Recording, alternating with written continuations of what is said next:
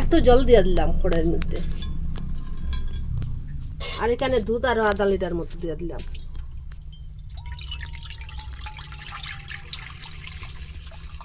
এখানে 500 গ্রাম দুধ দিছি। এদিকে দুধটা ফুটিয়ে উঠুক, আর ওদিকে আর একটা জিনিস বানাইলাই। আজকে আইসক্রিম বানাইমু বাজারে যেরকম যে বাটি কিনিয়া খাওয়া যায়, সেই রকম বাটি বানাইমু আজকে। আমার সাথে তখন আপনারা ছোটো ছোটো টিপগুলো ফলো করেন। আসুন আর একটা গুল বানাইলাই। এখানে 2 চামচ আটা দিমু, গেউরাটা এখানে 2 চামচ। এইখানে গুঁড়া দুধ দিয়া দিমু 4 চামচ। এখানে 2 চামচ আটার লাগে 4 চামচ গুঁড়া দুধ দিমু। আপনারা মাপটা ঠিকঠাক রাখবা। 4 চামচ আর আধা কাপ দুধ দিয়া দিন। এটা খুব ভালো করে মিশাই, খুব সুন্দর করে মিশাইব। এটা যে দলা দলা গুটি গুটি এটা ভালো করে ম্যাশ করুন।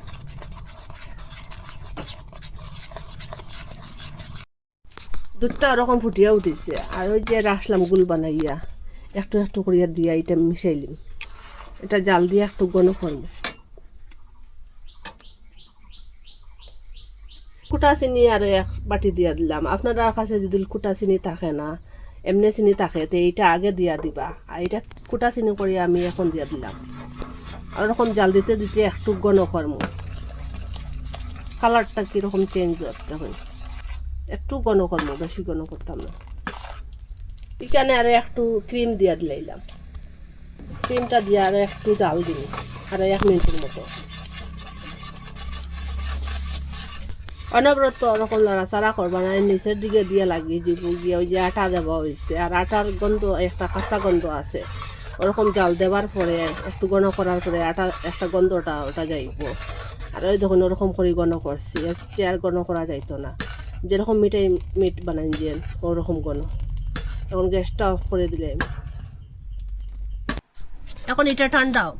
এটা গরম গরম মিক্সচারে কুটা যাইতো না, ঠান্ডা হয়ে গেছে। এখন মিক্সচারের মধ্যে লইলিম এটা, ওরকম করে কুটি লিছি। ওই দেখুন পুরো ফাইন করিয়া। আর ওই দেখো একটু পাতলা রয়েছে, দেখো অত ঘনও না অত পাতলাও না, একটা মিডিয়াম। দেখুন যে কোনো বাটির মধ্যে জমাইতে পারবা। আর ওইরকম বাটি একটার মধ্যে আমি জমাই নিলাম। যে কোনো বাটির মধ্যে জমাইয়া ওরকম রাং দিয়ে প্যাক করিয়া আর বানাইলো, আইসক্রিমটা জমিত না।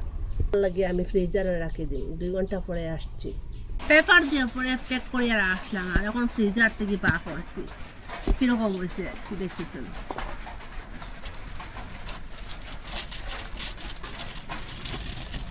এই দেখুন একটু একটু জমিয়া, দেখুন এর থেকে আর জমানো যাইতো না। ওরকম আবার মিক্সচারে লইয়া ফুটিলিম।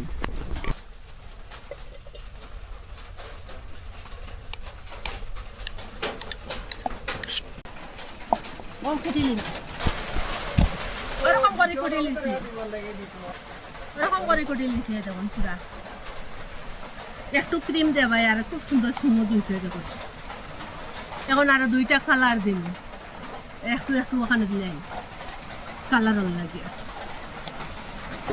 2টা কালার বানাইমু, আর একটা রাখমু আনা কালারে।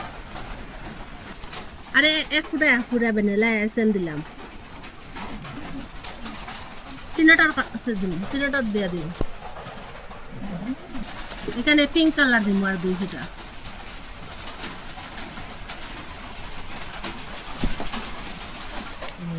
দুই ফুটা যদি লয় না, আরো একটু দিয়া দিন। দেখেছেন চকলেট কালারটা মিশাই আরো 2 ফুটা দিয়ে দিলাম। আইসক্রিমের বাটি লইছি, আর একটা ওরকম সাদা লইছি। প্রথমে ওই যে চকলেট কালারটা দিয়ে দেয়।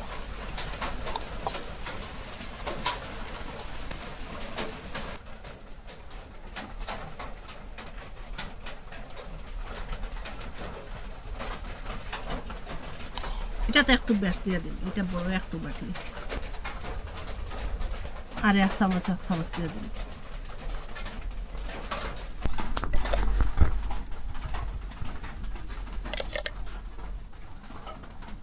ডিজাইনটা দিতে হবে, আমি ওরকম করে দিয়ে দিলাম।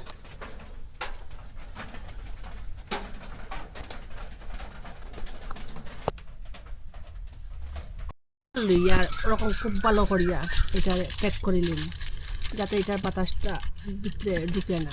ফ্রিজারের মধ্যে রাখুন। ওরকম করে সবটা করে নিন, দেখুন ওরকম করে সবটা প্যাক করে নিছি। এখন ফ্রিজার পুরো রাত্রের লাগি রাখি দিন।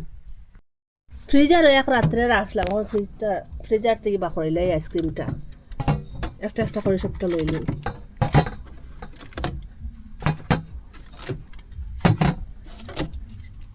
খুব সুন্দর বরফ জমিছে দেখুন। একটু খাসর বাটি না এটা ছুটির তো না। এখন আইসক্রিমটা খুলিয়ে আপনারা দেখাই। স্টিকারটা খুললে ধরুন আইসক্রিমটা কত সুন্দর জমিছে দেখুন। রং করলে পড়ে না, দেখুন সবটা ওরকম করে খুলিলে